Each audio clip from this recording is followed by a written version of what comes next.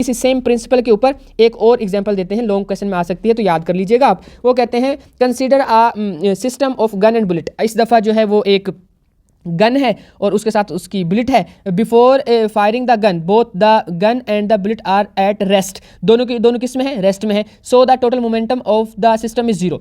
भाई अब कोई भी चीज़ रेस्ट में हो तो मोमेंटम जीरो होता है, ये मैं तुम लोगों को बहुत पहले बता चुका हूँ और मैंने डिफरेंस में बताया था, याद रखिएगा। As the gun is fired, gun को हमने चला दिया है। Bullet shoots out of the gun and acquires momentum. भाई जैसे ही गोली ने मूव करना शुरू किया, उसके पास मैस तो है, उसका कुछ भी है वो मैस तो है, और उसके पास अब वेलोसिटी भी आ गई, उसका तो कुछ ना कुछ मोमेंटम बन गया। लेट कर लेते हैं, मैं पी बोल रहा हूँ, बुलेट के लिए पी बी बोल रहा हूँ। बुलेट है ना, वैसे तो कुछ भी लिख लो यार बच्चों, इसमें कोई बहुत ज़्यादा टेक्निकलिटीज़ में घुसने की जरूरत नहीं है, मैं जस्ट कॉन्सेप्ट समझा रहा हूँ। तो अब हमारे पास ये जो थी ना बुलेट, जो गोली थी, उसके पास कुछ ना कुछ मोमेंटम आ गया। लेकिन याद रखिएगा शुरू में स्टार्ट में पूरा का पूरा जो सिस्टम है वो सिस्टम रेस्ट पर पड़ा हुआ था। रेस्ट के लिए मोमेंटम टोटल पी जो मोमेंटम था वो जीरो था। इतनी कहानी को आपने क्या करना है, याद रखना है। अब आगे चलते हैं। अब वो गन फायर हो गई है, अब उसके पास गोली के पास बुलेट के पास वेलोसिटी आ गई है, उसका मैस कुछ था तो उसके पास कुछ ना कुछ जो है हमारे पास, ये हम बोल देते हैं कि उसके पास कुछ ना कुछ मोमेंटम आ गया है जो कि इक्वल होगा mv के। अब हम कहते हैं, वो कहते हैं to conserve the momentum of the system the gun requires. भाई अब ये तो गोली थी, लेकिन जो गन थी ना, अब टोटल मोमेंटम जीरो रखना है हमने, सही है। अगर मैं इसको मान लूँ कि ये इस डायरेक्शन में था सारा, क्योंकि मोमेंटम की डायरेक्शन होती है वेलोसिटी वाली, तो गन मैंने बताया मैंने इस तरफ बताया है कि इस तरफ जा रही है बुलेट, इस तरफ जा रही है, ओके। तो फिर गन ने रिक्वाइल करना है, गन ने किस डायरेक्शन में जाना है? गन ने पीछे की डायरेक्शन में जाना है। और पीछे की डायरेक्शन क्यों जाना है? ताकि उसका भी कुछ मोमेंटम आए और वो मोमेंटम और गोली का मोमेंटम एक दूसरे को कैंसिल कर दें और जो फाइनल जो टोटल मोमेंटम बने वो जीरो बने। तो हमारे पास यहाँ पे जो एक लेट कर लेते हैं, कैपिटल M जो है गन का जो था वो था मैस था, और कैपिटल V उसकी वेलोसिटी थी। तो अब हमारे पास जो P होगा गन के लिए, मैं यहाँ पे छोटा सा G लिख देता हूँ, तो वो है M और V, सही है। और अब गन रिक्वाइल क्यों करेगी? क्योंकि उसने इस मोमेंटम ने इस वाले मोमेंटम को कैंसिल करना है, और हमारे पास फाइनल जो आएगा अगर हम इनको प्लस करेंगे तो वो जीरो आना चाहिए।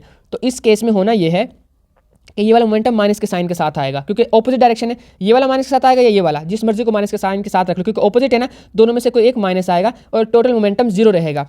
अकॉर्डिंग टू ये हो गया हमारे पास लेट बी द मैस। अच्छा, वो उसको आगे ड्राइव भी करता है, वो जो कहते हैं total momentum of the gun and the bullet after the gun fired, वो इतना रहता है। मैं बता चुका हूँ बच्चों आपको, ये मैंने चीज़ प्रूव कर दी है, अभी आपको वहाँ समझा दी थी। According to law of conservation momentum, सारा किसके इक्वल होगा? जीरो के इक्वल होगा, क्योंकि पहले जो गन फायर की गई थी उसके और बाद में वो इक्वल होगा। तो गन जब पहले जो था ना, total momentum of the gun before the gun is fire, gun को फायर करने से पहले मोमेंटम जीरो था, ठीक है, और गन को फायर करने के बाद मोमेंटम ये है, दोनों बराबर होंगे, मतलब ये भी जीरो के ही इक्वल होगा। इनकी वैल्यूज को जब काउंट करेंगे तो जीरो के इक्वल होगा।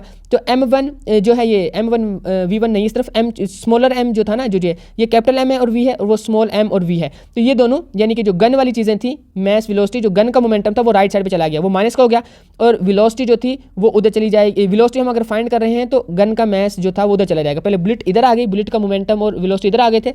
अभी हमारे पहले बुलेट का मैस और वेलोसिटी जो मल्टीप्लाई है, जो मिलकर मोमेंटम बनाता है, वो इक्वेशन के राइट साइड पे आ गया, उसके साथ साइन हो गया माइनस का।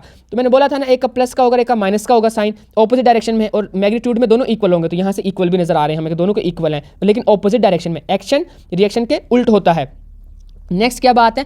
नेक्स्ट ये चीज़ है कि हमने वेलोसिटी निकालनी है। बेसिकली ये देखना है कि कितनी स्पीड से गन पीछे की तरफ जाएगी, तो उसके लिए हमें उस वेलोसिटी को अकेला करना है, तो इस मैस को भी उधर ले जाकर डिवाइड कर दे, तो ये डिवाइड हो जाएगा। तो बच्चों अब आप ये फाइनल इसकी वो आ जाएगी स्टेटमेंट। अब बच्चों आपके माइंड में जहन में एक क्वेश्चन आ रहा होगा कि आपके माइंड में ये क्वेश्चन आना चाहिए, अगर नहीं आ रहा तो गलत है, कि भाई गोली तो कितनी आगे चली गई ना, वो तो बहुत स्पीड से गई और बहुत दूर तक गई, और गन ने थोड़ा सा यहाँ पे वापस इस तरफ हल्का सा झटका खाया है, थोड़ी सा मतलब पीछे की तरफ आई है, वो रिक्वाइल तो हुई है वो, लेकिन वो तो बहुत थोड़ा पीछे आई है।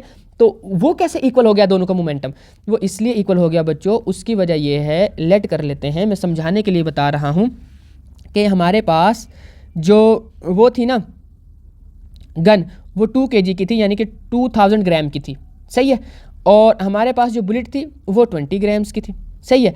अब हमने जैसे ही फायर किया, सही है, जब हमने फायर किया है तो जो उसकी वेलोसिटी वो बहुत ज़्यादा थी, बहुत ज़्यादा स्पीड में उसने बाहर की तरफ जो है निकलना है। मैं कहता हूँ वो 100,000 मीटर पर सेकंड से बाहर की तरफ निकली है, सही है। तो इन दोनों को मल्टीप्लाई करके टोटल इसका मोमेंटम कितना बनता है, वो बनता है 20,000। इतनी बात ठीक है। अब हमारे पास 20,000 के लिए 2,000 तो हमारे पास ऑलरेडी उसका जो है वो मैस है, तो बॉडी ने या जो उस गन ने रिक्वायर करना वो कितना करना है, वो करना है उसकी वेलोसिटी कितनी होगी 10 मीटर पर सेकेंड, 10 मीटर पर सेकेंड। इन दोनों को मल्टीप्लाई करो, इनका आंसर भी कितना निकलेगा, इनका आंसर भी 20,000 निकलेगा। और बेसिकली यही तो बताना था। तो बच्चों देखो, अगर किसी चीज़ का मैस ज़्यादा है ना, मैस ज़्यादा है, बहुत ज़्यादा मैस है, तो वो थोड़ी सी वेलोसिटी के साथ मल्टीप्लाई करके बड़ा आंसर बना देगी। लेकिन इस तरह से इधर वेलोसिटी बहुत ज़्यादा थी तो मैस कम था, तो लेकिन दोनों को मल्टीप्लाई करके आंसर सेम आएगा। तो आप याद रखिएगा कि हमेशा जो गन का पीछे की तरफ आने वाला जो मोमेंटम है और गोली का आगे की तरफ जाने वाला मोमेंटम है वो इक्वल होते हैं। इसको आपने याद रख लेना। वो कहते हैं negative sign indicates the velocity of the gun is opposite to the velocity of the bullet. हमें पता था, हमें एक्शन रिएक्शन का ऑपोजिट होता है, हमने ये बात कर ली हुई है। Since the mass of gun is much larger than the bullet, therefore the recoil is much smaller than the velocity of the bullet। हाँ, ये बात हम कर चुके हैं कि गन बहुत कम रिकॉयल करेगी पीछे की तरफ, लेकिन वेलोसिटी जो है बुलेट की बहुत ज़्यादा होगी। इसकी वजह मैं आपको बता चुका हूँ।